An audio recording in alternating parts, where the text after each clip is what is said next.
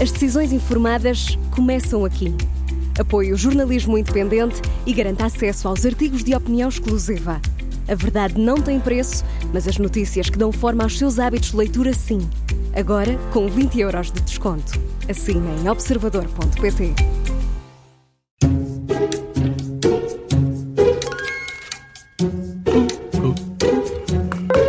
O Bruno está a cantar. Sou eu, Bruno.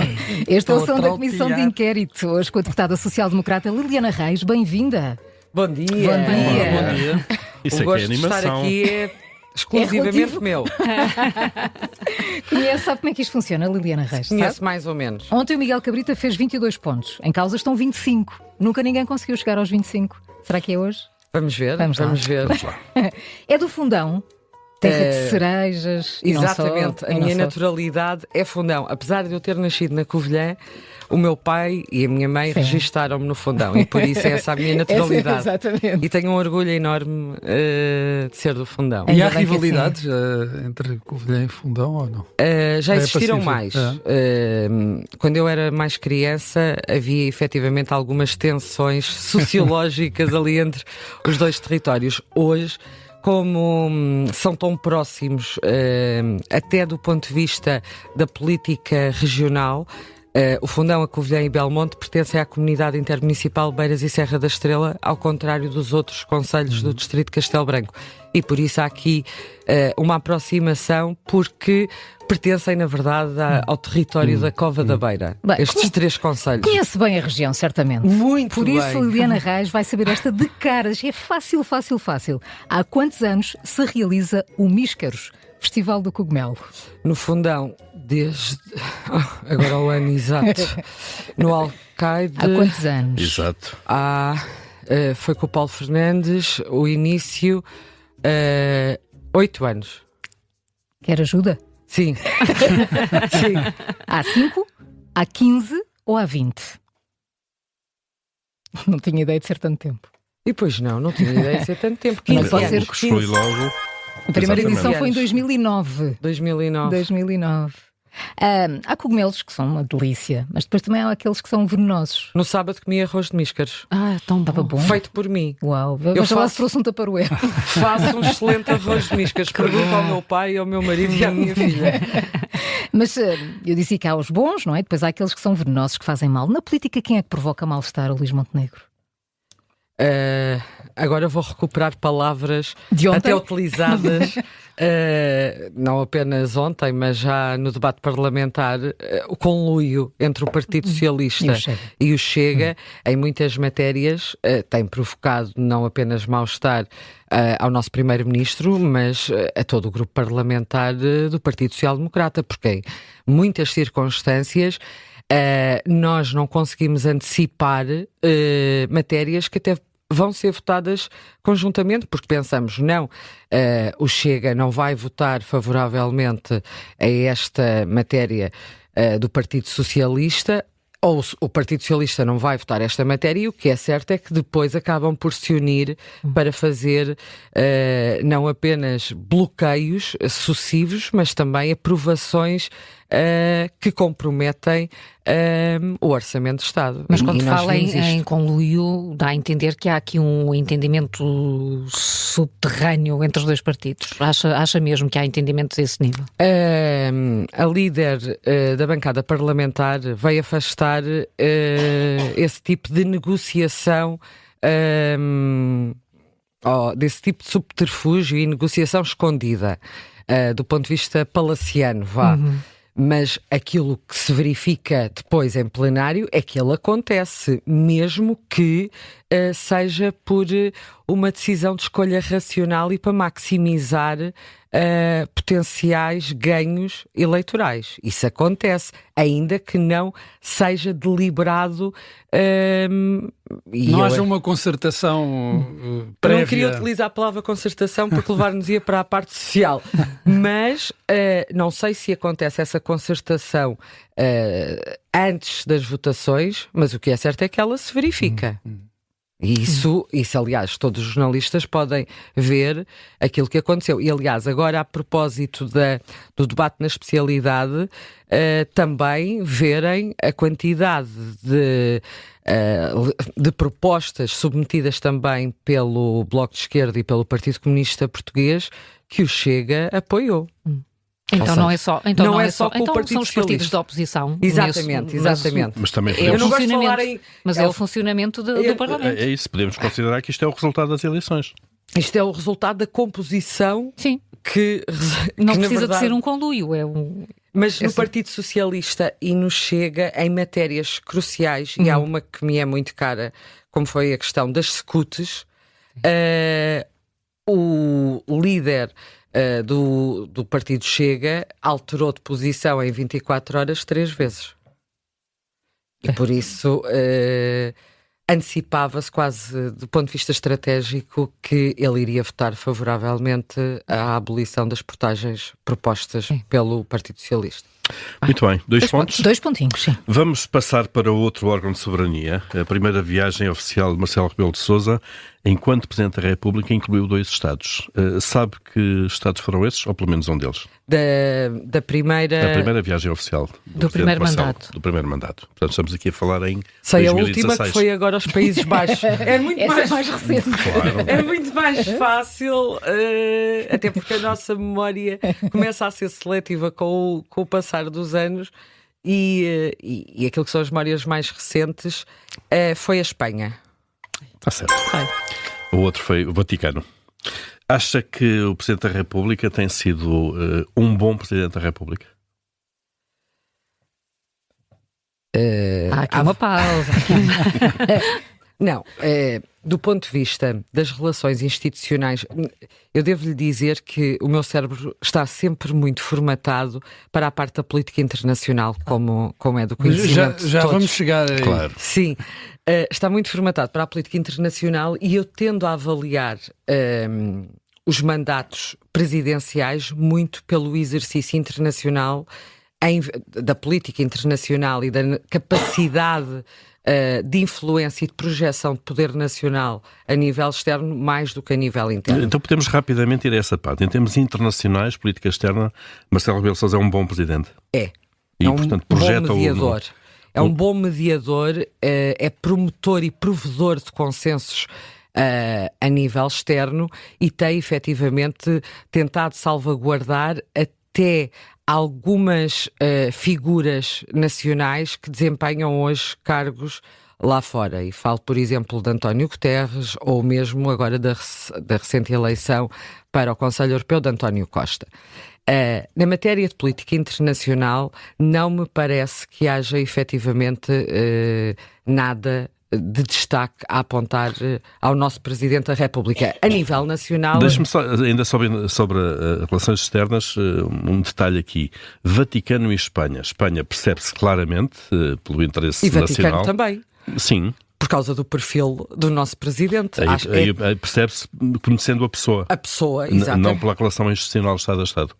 Nós também, do ponto de vista sociológico, ainda há pouco falava a nível territorial mais local, mas a nível sociológico, a composição religiosa da maior parte dos portugueses é efetivamente cristã e por isso compreende-se desse ponto de vista, mas parece-me que esta visita do nosso Presidente da República, esta visita inicial ao Vaticano, se deva... sobretudo por uma questão muito pessoal. É assumidamente católico e nunca o escondeu do espaço público e por isso a visita ao Vaticano. Parece-me que tenha sido por aí o processo de tomada de decisão de ter ido ao Vaticano. E agora internamente, muito rapidamente? A nível interno, a propósito de agora... se falar em cognomes e terem sido recuperados alguns cognomes para o espaço público da nossa monarquia, alguns apontam a este Presidente o dissolvente, o cognome dissolvente. Foi o Presidente imperfeito. Eu não diria que tenha sido o Presidente, aliás, que é o presidente imperfeito, não julgo que o seja, até porque nós no exercício das nossas funções, e eu deixo sempre isso em aberto, eu acho que qualquer político no exercício do cargo de desempenho procura fazer o melhor. E não tenho grandes dúvidas que Marcelo Rebelo de Sousa, ao longo do exercício destes 2 mandatos, procurou fazer o melhor. A questão é saber se conseguiu. Essa avaliação será feita agora no final do mandato e naturalmente que haverá alguns eleitores que julgarão que defraudou as expectativas, e estou a falar de eleitores no atual presidente, que ele tenha defraudado as expectativas que foram nele depositadas, e outros que subscrevem e acompanham a maior parte das decisões que foram tomadas também a nível de política interna. Do meu ponto de vista, parece-me que há um peso muito maior, um balanço muito maior e mais positivo na política internacional do que na política interna. Muito bem. Avançamos então para a próxima pergunta. Vamos mudar completamente. Vamos falar da Queda de um Anjo, que é um romance histórico, satírico, que faz um retrato da sociedade portuguesa ali do final do século XIX e conta a história de um fidalgo minhoto. Quem é que é o autor da Queda de um Anjo? Quem escreveu? Aquilino Ribeiro. Eu estou. Isto é de manhã. Pois e eu estou. Se tiver ajuda, vai-se lembrar imediatamente. Diga lá. Se fizer um bocadinho de esforço, talvez consiga os 5 pontos sozinha. Não é Aquilino Ribeiro. Não. Okay. Quer ajuda? Sim, diga-me lá. Essa de Queiroz, Júlio Diniz, Camilo Castelo Branco. Estou indeciso entre Camilo Castelo Branco e Júlio Diniz. É um desses, sim. Camilo Castelo Branco. É verdade. A história. Eu devo dizer que eu lembrei-me de Aquilino Ribeiro logo, e não saiu por lá. isso é que disse.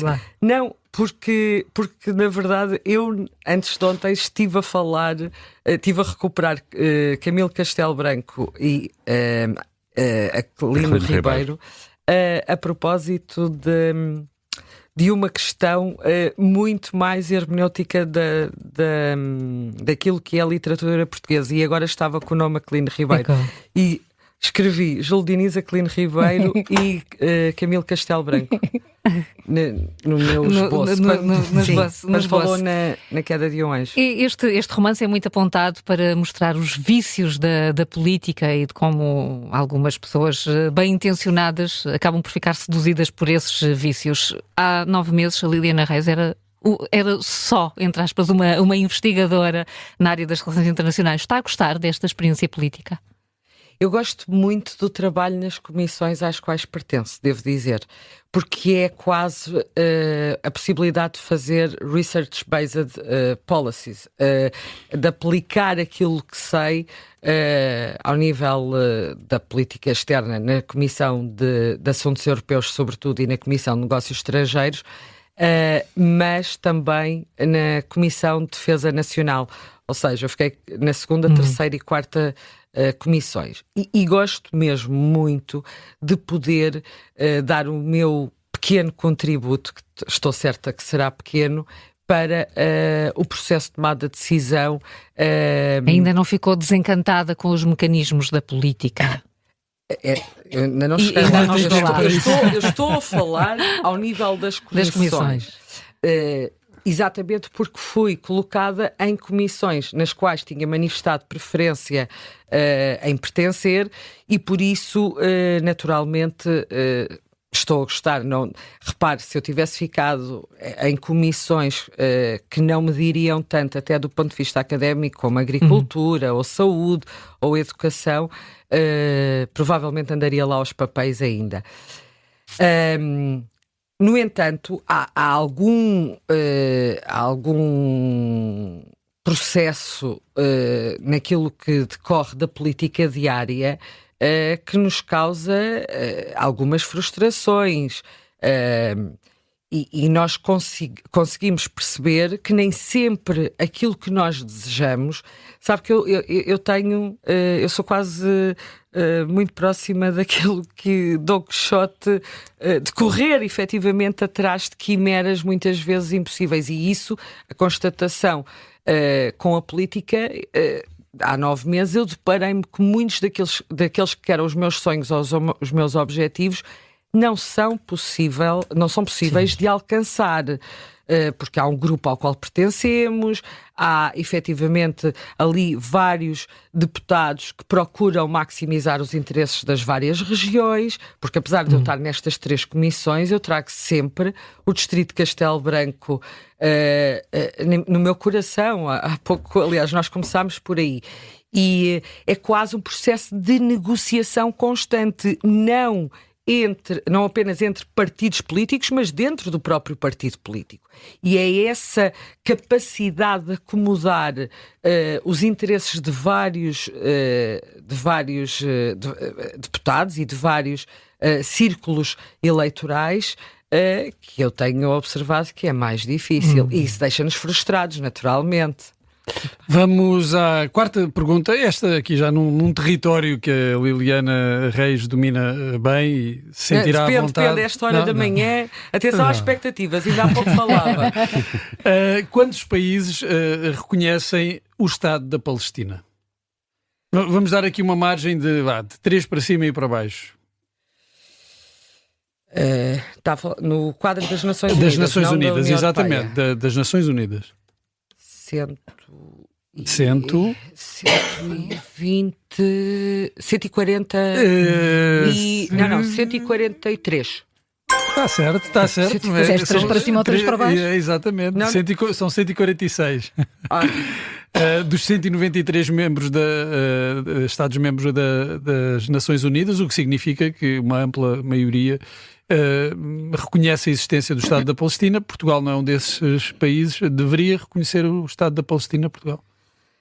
Como nós sabemos, neste momento o Ministro dos Negócios Estrangeiros e o Governo português têm uma visão para o Médio Oriente que defende e que promove os 2 Estados. Então porquê é que não reconhece o Estado da Palestina? Exemplo do que, por exemplo, fez a Espanha. Vou dizê-lo desde já. Repare que nós não reconhecemos, aliás, o último governo não reconheceu o Estado da Palestina durante os últimos 8 anos de governação. Não se pode reconhecer um Estado após um ataque terrorista a outro Estado. Neste preciso momento, o reconhecimento do Estado da Palestina era indicador de que todos os Estados que têm problemas de secessão a nível interno, levar a cabo ataques terroristas, é um facilitador do alcance dos seus próprios objetivos. E não me parece que, do ponto de vista das relações internacionais, isso fosse positivo para o sistema internacional. Agora, a solução dos 2 Estados naturalmente terá que acontecer.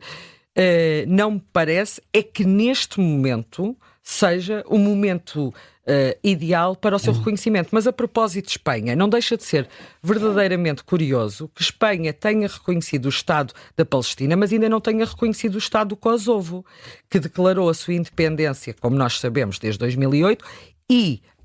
na verdade, a Espanha é um dos 5 Estados da União Europeia que ainda não reconheceu o Kosovo. E podemos falar do Saara Ocidental e daquilo que tem sido a aproximação sucessiva de Marrocos ao atual governo espanhol. Na verdade, a política externa de cada Estado, e isso tem-se manifestado no quadro da União Europeia, é da responsabilidade de cada Estado. Se Pedro Sánchez considera que o Estado da Palestina deva ser já reconhecido, tudo bem. No caso do governo português, a leitura tem sido diferente. Repare, neste quadro, depois do ataque terrorista, 7 de outubro de 2023. Ficou claro que é uma questão de oportunidade. Exatamente, oportunidade. Está com a Liliana Reis com 14 pontos, portanto vamos para a última questão e pode chegar aos 19. E esta é muito fácil para lá chegar, digo-lhe já. Outra vez a pressão. Sobretudo pela sua carreira e pelo conhecimento que tem da instituição. A NATO tem 32 membros. A pergunta é qual é o membro mais recente da Aliança? Suécia e Finlândia. Até tiveste um extra. Tivemos um extra, mas os 5 pontos são o máximo. A Liliana até deixou cair a caneta. Podiam ser todas sobre a Aliança Atlântica, sobre a política comum de segurança e defesa da União Europeia ou a política externa da União Europeia. Aliás, que vai ter que ser reforçada agora. Acredita que isso vai acontecer ou a Europa vai continuar um bocadinho a falar muito e a fazer pouco em termos de defesa e a confiar muito no chapéu dos Estados Unidos? Eu devo-lhe dizer que sou uma otimista por natureza, também não me adianta ser outra coisa, como dizia o Churchill, e eu estou confiante que os 27 Estados-membros, até porque a Polónia vai assumir a presidência do Conselho agora no dia 1 de janeiro, e a Polónia é neste momento o Estado da União Europeia com maior investimento a nível orçamental na defesa, eu acredito que vai revelar aos outros 26 Estados-membros que a autonomia estratégica não se consegue sem capacidades. Houve uma enorme ingenuidade dos europeus em acreditar que a interdependência complexa, gerada também e promovida por um sistema mais liberal do ponto de vista do comércio internacional, seria benéfico para a paz. Só que aquilo que nós hoje vimos, e recuperando também a teoria dos jogos, é que um Estado, quando pode maximizar o seu poder e optar por um jogo de soma nula, falo. E foi isso que aconteceu, por exemplo, em relação à ingenuidade alemã de Angela Merkel em relação à Rússia. Neste momento, pelo menos, é a visão que eu tenho, sobretudo os Estados do Báltico, e atenção que o poder da União Europeia está-se a deslocar para leste. Nós tínhamos o corredor Londres-Paris, Berlim, com a saída do Reino Unido ficou aqui o eixo apenas Paris-Berlim, e hoje já se fala... mesmo esse eixo está enfraquecido hoje, Pois está, e agora mesmo esse eixo já se diz Paris-Berlim-Varsóvia.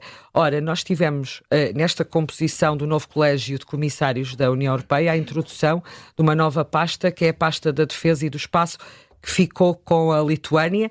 Temos a Estónia no comando da política externa, com a Kaja Kallas como alta representante, e temos a Polónia a assumir a presidência do Conselho. Repare, Polónia, Lituânia, história. Josep Borrell, aliás, Kaja Kallas não é Josep Borrell.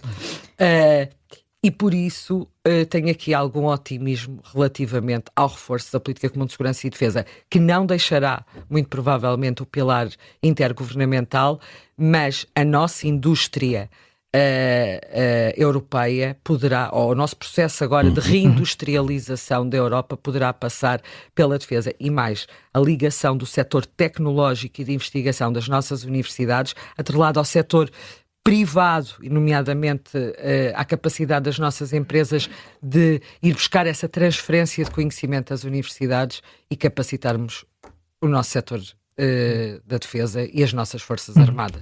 Liliana Reis, 19 pontos. Foi muito bom, não foi? A comissão de inquérito. Foi ótimo. E às 9h30 da manhã. Às 9h30 da manhã. E ontem, atenção, eu tenho aqui... Teve um jantar, toda a gente sabe. Do Partido Social Democrata. O que é que se comeu? O que é que se nas comeu no televisões. jantar?